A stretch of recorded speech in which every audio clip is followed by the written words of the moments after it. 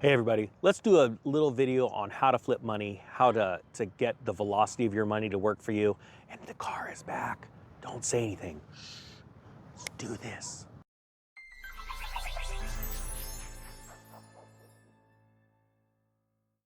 Hey everybody, Economic Ninja, we're back. Thank you so much. We're gonna be doing a how to make money video, but really what we're gonna talk about is sort of the philosophy of the velocity of money. Oh man, I'm a poet and I didn't know it. Bam. All right, so what we're doing is talking about when you're buying and selling things, you're flipping things, right? There are some people that like to buy things. Let's just use garage sales as an example. They find these items, like I've seen the comment section there, like, hey, Ninja, I see like a trouble coming ahead where people aren't gonna be able to afford cars, so I'm saving bicycles.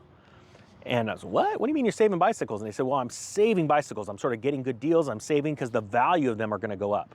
And I've heard these kind of theories before where people will buy collectibles and they go, ooh, these are going to be worth more in the future. So now they're holding on to them, hoping they're going to be worth more. And actually, I think you're missing a really good point here. I want to clarify some things. So first off, yes. By and large, collectibles go up in value.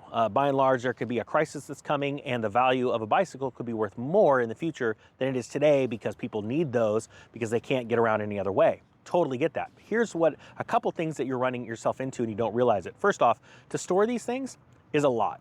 And it adds undue clutter and it sounds funny, but stress in your life, right? Even though you're going, Ninja, who cares? I've just got this stuff out in a shed, or it's in the corner of my bedroom or something like that. But actually, anytime there's a lot of things in your life that you aren't able to have a clear mind, it sounds funny because every time you walk by something, you see it and it triggers something in your brain. I know I'm getting totally like off rails here and stuff, but it got to sort of stick with me.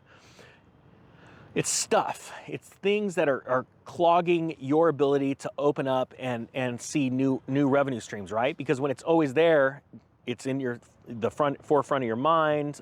Maybe, and I'll give you an example, like baseball cards. I see a lot of people with just a bunch of baseball cards in the corner, like, oh, I'm saving those up. And I go, that's valuable space, real estate that could be another item that could sell really fast, could be sitting there, right? Well, also what happens is, and I'll give you my tractor example once, because my dad asked me once, he goes, I was selling tractors super fast. Let's say I'd buy one for 10,000 bucks. I'd put it on the market for 14,000 bucks. And my dad, and it would sell pretty fast within like a week and a half, 2 weeks. And my dad would sit there and go, man, that tractor is a really nice tractor. And I've been watching you sell these things for a while. And I'll bet you could get 20 grand for that thing.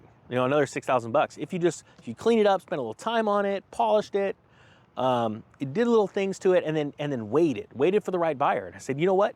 You're 100% correct, but I don't want to do that because I'm losing money. He goes, what do you mean you're losing money? You make an extra 6 grand. I said, because in the 2 weeks that it took me to sell it for 14, I went and bought another tractor for, $10,000, and I sold it for 14. And I made $8,000, right? And he goes, yeah. And I said, well, how long do you think it could take me to sell it? And he goes, well, maybe a month or more. And I said, well, not only that, you're telling me I should fix it up and spend some time, right? Where really, instead of taking the time and doing that, I'm just selling it just like I bought it, knowing I got a good value, and I'm passing off a good value to somebody else. So that's why I'm selling it so fast. But now what happens is I just sold those 2 and I got that 8,000 in my pocket, right? And he goes, yeah. And I said, well, now I have money for a second tractor almost. So now I'm not only a 1 tractor sale operation, I'm a 2 tractor sale operation. So not only do I have the ability to sell one over the other, I'm giving people options, all kinds of stuff, right? And what happens is the velocity of money starts going faster and faster and faster.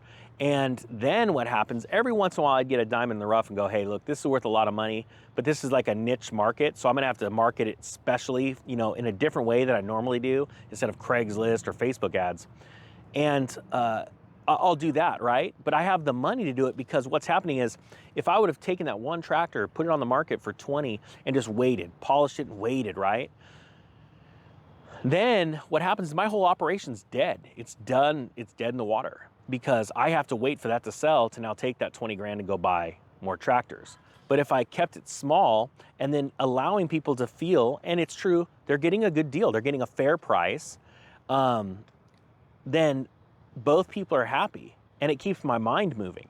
And so that same info can be used in all different aspects of collecting memorabilia, you know, selling things, flipping, hustling, all that kind of stuff. It's about the velocity of money.